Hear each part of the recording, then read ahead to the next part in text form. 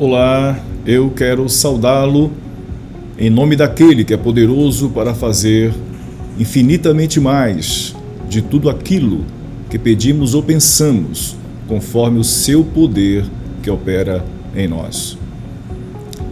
Por isso não sou religioso, disse uma pessoa para mim. Portanto, essas palavras me levaram a olhar o outro lado de uma pessoa religiosa. E Jesus, no capítulo 23 de Mateus, está dando o diagnóstico, o raio-x, aquilo que não conseguimos ver a olhos nus, ou por nossa própria conta, ou muitas vezes, e pior, ignoramos voluntariamente. Nós não reconhecemos que existem religiosos desta forma e nem mesmo eu me vejo como religioso desta maneira. Portanto, Jesus, nesta semana, está nos apresentando este outro lado da vida de um religioso. E ele está fazendo isso com críticas fundamentadas para o religioso fariseu e escriba da sua época, e que podemos perfeitamente trazer para os dias de hoje, porque esse tipo de religioso sempre existiu e sempre existirá. E Jesus apresenta esse diagnóstico dizendo que eles querem ser destaques, eles querem ser servidos, eles querem sentar na cadeira de destaque, eles colocam peso sobre os ombros das pessoas que eles mesmos não estão dispostos a seguir. Eles fecham o reino de Deus, não entram e impedem as pessoas de entrarem, no sentido de impedem as pessoas de chegarem a Deus, porque eles querem e trabalham para que as pessoas cheguem a eles, não a Deus. Jesus fala isso no primeiro ai, no nosso último encontro. No último encontro também ele disse: ai de vós, escribas e fariseus, porque devorais as casas das viúvas, e para justificar, vocês fazem longas orações. Não é isso que acontece? Extorsões, humilhações, pressões, e para dar um aspecto de religião, para travestir de piedade, eles fazem orações. Acontece isso muito hoje. Jesus faz essa crítica, e nós vimos no nosso último encontro, o último ai que ele falou: ai de vós, escribas e fariseus hipócritas, porque percorreis o mar e a terra para fazer um prosélito. Marketing pesado para levar o prosélito não a Deus, mas a eles mesmos, para terem súditos, para terem seus discípulos, para continuarem a obra de engano. E Jesus faz um alerta: quem segue um líder desse se faz duplamente filho do inferno. Nós veremos mais um ai de Jesus, num total de 7 no capítulo 23 de Mateus.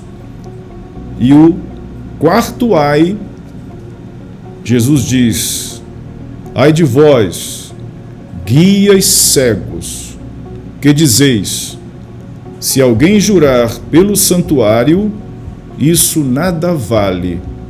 Se alguém jurar pelo ouro do santuário, fica obrigado a cumprir o que jurou.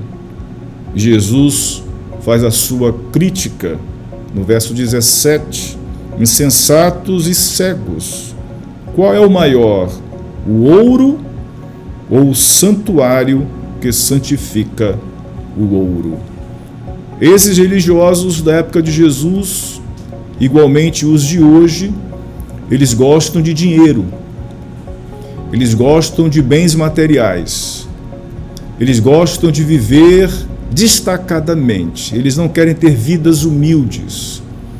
E eles, para justificar, promovem, criam doutrinas que não se harmonizam com o texto bíblico.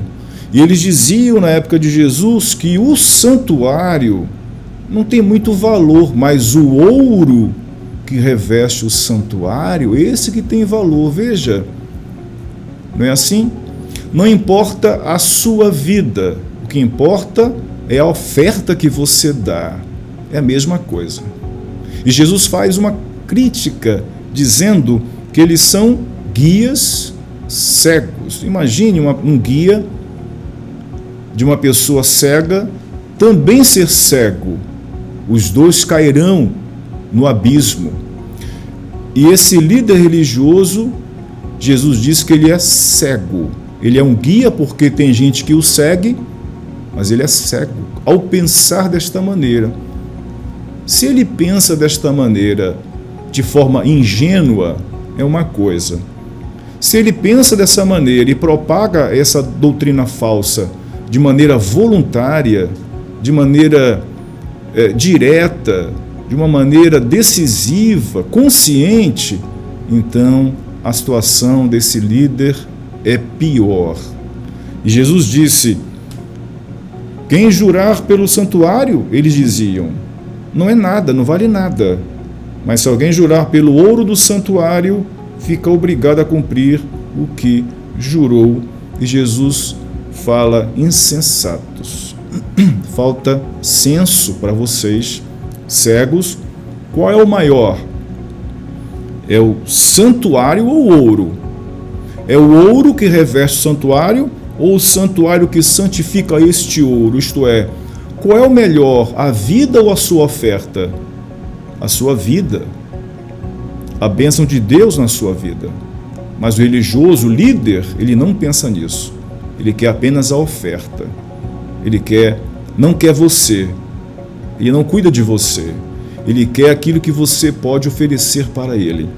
Jesus continua apresentando mais um exemplo do outro lado obscuro da vida de um religioso. No verso 18, ele diz: também dizeis, quem jurar pelo altar, isso nada vale, mas quem jurar pela oferta que está sobre o altar, fica obrigado a cumprir o que jurou. Você está percebendo a ênfase material, financeira desses religiosos? Qualquer semelhança com os religiosos de hoje não é mera coincidência. E Jesus vai fazer a sua crítica no verso 19, cegos. Qual é o maior? A oferta ou o altar que santifica a oferta? A mesma lógica do ouro e do altar. Mas eles valorizavam a oferta, não o altar que é colocado sobre ele a oferta. E Jesus diz: vocês são cegos, continuam cegos. Qual é o maior, a oferta ou o altar que santifica a oferta? Resposta: o altar é maior. O altar é maior que a oferta. A vida com Deus, devocional, uma vida de oração, uma vida de piedade, uma vida diante de Deus é maior do que aquilo de material que podemos oferecer na nossa religião ou na nossa igreja. Vale muito mais do que entregar volumes elevados, valores vultosos. Muita gente faz isso enganada pelos religiosos, mas também muita gente faz isso para comprar os serviços religiosos. E essas pessoas não querem orar, pagam para o líder orar por elas. Essas pessoas não querem se santificar, elas pagam o líder religioso para que ele possa fazer jejuns para pedir de Deus o perdão pelos pecados daquele que paga o serviço religioso. Observe que é um mercado. A religião, muitas vezes, se torna um mercado. Você terceiriza algo que é seu, a oração, a vida devocional, as bênçãos de Deus como resultado de uma comunhão com Ele, isto é, transferido para a religião, para a igreja fazer por Ele. E Jesus vai dizer no versículo 20, portanto, quem jurar pelo altar, jura por ele e por tudo que está sobre ele. E quem jurar pelo santuário, jura por ele e por aquele que nele habita. E quem jurar pelo céu, jura pelo trono de Deus e por quem está sentado nele. Esse ai é um ai muito comum nos dias de hoje. Jesus disse: o santuário vale mais que o ouro, que o altar é mais importante que a oferta. Eu espero que essas palavras de Jesus, e nós lemos hoje Mateus 23, 16 a 22, possa esse texto levar você a refletir sobre a sua vida diante de Deus e sobre a vida daquele que talvez você esteja seguindo hoje. Que Deus o abençoe com entendimento da sua palavra, é a minha oração.